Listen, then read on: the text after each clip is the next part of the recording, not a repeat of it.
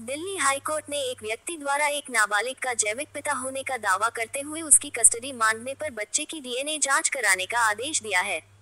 याचिकाकर्ता व्यक्ति बच्चे की मां का जीजा है। हाई कोर्ट ने बच्चे के असली पिता का पता लगाने के लिए ये जांच कराने निर्देश दिया है। इस मामले में अगली सुनवाई की तारीख 14 अक्टूबर को होगी। हाई कोर्ट ने ये निर्देश इस बात पर गौर करने के बाद दिया कि बच्चे की जैविक मां ने उस व्यक्ति के दावे का खंडन किया है जो उसका जीजा है। जस्टिस प्रतिभा एम सिंह और जस्टिस अमित शर्मा की बेंच ने शुक्रवार को डीएनए जांच कराने और अगली सुनवाई तक रिपोर्ट दाखिल करने का निर्देश दिया। बेंच ने कहा, सभी तथ्यों पर गौर करते हुए, चूंकि प्रतिवादी संख्या 2 मां ने इस बात से इनकार किया है कि याचिकाकर्ता बच्चे का जैविक पिता है, इसलिए ये कोर्ट बच्चे के असली पिता का पता करने के लिए डीएनए टेस्ट कराने का निर्देश देना उचित समझती है। बेंच ने बच्चे की मां के इस रुख पर गौर किया कि याचिकाकर्ता की कानूनी रूप से विवाहित पत्नी उसकी सगी बड़ी बहन है। उसने अपने बच्चे को केवल उसकी शिक्षा के लिए याचिकाकर्ता और उसकी बड़ी बहन के साथ रहने की अनुमति दी थी। हाई कोर्ट ने आदेश दिया कि इन सब के मद्देनजर याचिकाकर्ता को अपना डीएनए सैंपल देने के लिए दिल्ली के जहांगीरपुरी स्थित बाबू जगजीवन राम मेमोरियल अस्पताल में 30 सितंबर 2024 को जाना चाहिए। साथ ही संबंधित जांच अधिकारी बच्चे के डीएनए सैंपल देने के लिए उक्त समय पर बच्चे को भी उक्त अस्पताल ले जाएगा। कोर्ट ने आदेश दिया, इसके बाद उक्त अस्पताल याचिकाकर्ता और बच्चे के डीएनए नमूने संबंधित जांच अधिकारी को उपलब्ध कराएगा, जो डीएनए टेस्ट करने के लिए उन्हें एफएसएल रोहिणी, दिल्ली में जमा करेगा। बेंच ने कहा कि अगली सुनवाई की तारीख तक एफएसएल रोहिणी से लेकर रिपोर्ट इस कोर्ट के समक्ष पेश की जाए। डीएनए जांच का आदेश देने से पहले बेंच ने बच्चे और उसकी मां के साथ ही याचिकाकर्ता से भी चैम्बर में बातचीत की। बच्चे मां ने इस बात से साफ इनकार किया कि याचिकाकर्ता बच्चे का जैविक पिता है।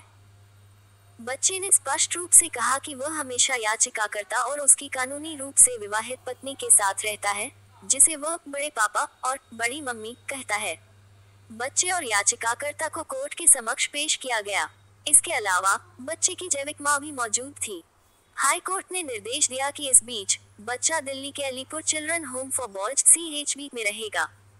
याचिकाकर्ता को हर दिन 1 घंटे के लिए अलीपुर के सीएचबी में बच्चे से मिलने की अनुमति दी जाती है। दिल्ली हाई कोर्ट ने यह आदेश बंदी प्रत्यक्षीकरण याचिका हैबियस कॉर्पस की याचिका पर दिया है, जिसमें याचिकाकर्ता के नाबालिग बेटे को पेश करने की मांग की गई है। याचिका में कहा गया है कि नाबालिग बच्चा याचिकाकर्ता और उसकी साली का बेटा है। दिल्ली हाई कोर्ट ने गुरुवार को अधिकारियों को नाबालिग बच्चे को उसके समक्ष पेश करने का निर्देश दिया था।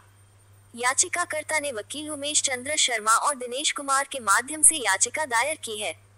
बेंच ने आदेश में उल्लेख किया कि इस मामले के तथ्य अजीब हैं। याचिकाकर्ता के बारे में कहा गया है कि वह शादीशुदा है और अपनी पत्नी और 2 बच्चों के साथ कोलकाता में रह रहा है। याचिकाकर्ता ने कहा है कि बच्चे की मां उसकी साली है।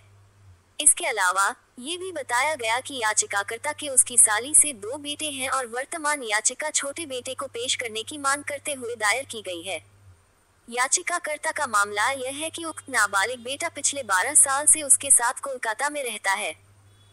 गर्मियों की छुट्टियों के दौरान वह अपने नाबालिग बेटे के साथ बिहार में आया था, जहां से साली द्वारा उक्त नाबालिग बच्चे को उसकी कस्टडी से हटा लिया गया था। वकील उमेश चंद्र शर्मा ने बताया कि उनके द्वारा 1 जून 2024 और 4 जून 2024 को पुलिस स्टेशन रोशारा, समस्तीपुर, बिहार में शिकायत दर्ज कराई गई थी। ये भी कहा गया कि 29 जुलाई 2024 को पश्चिम बंगाल के हुगली सीडब्ल्यूसी द्वारा एस्कॉर्ट आदेश पारित किया गया था और अंत में 16 अगस्त 2024 के आदेश के माध्यम से सीडब्ल्यूसी दिल्ली ने संबंधित नाबालिग बच्चे को सीएचबी अलीपुर, दिल्ली में रखने का निर्देश दिया है। याचिकाकर्ता ने तर्क दिया कि उक्त नाबालिग बच्चा हमेशा उसके साथ रहा है और आगे भी उसके साथ रहना चाहता।